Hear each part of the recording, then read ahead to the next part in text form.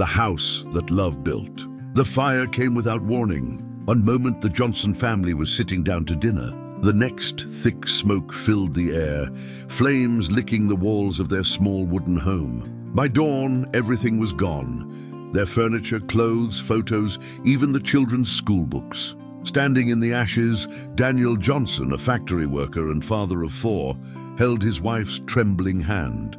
They had no savings, no insurance, just the clothes on their backs and faith that somehow life would go on. That night, Daniel gathered scraps from the burned wreckage, a half-burned hammer, a few rusted nails and pieces of wood that hadn't turned to ash.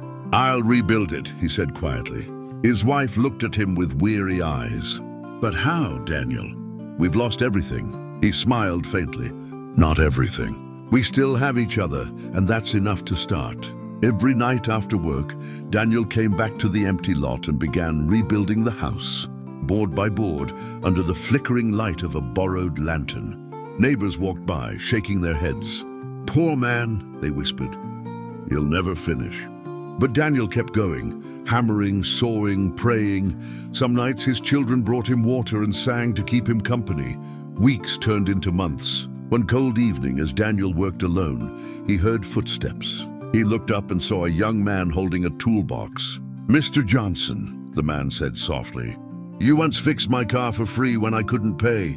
Let me help you now." The next evening, another neighbor came, with wood, then another with paint. Soon half the town was showing up after work, each bringing something small, a window, a door, a handful of nails. Within weeks, Daniel's broken lot turned into a living symbol of hope. Laughter returned, hammers rang, and children played where ashes once lay. When the final wall went up, Daniel stood in front of the house with tears in his eyes. He whispered, "We built this with love. Every nail, every board, every heart. Oral, goodness you sow in others will always return, sometimes when you need it most.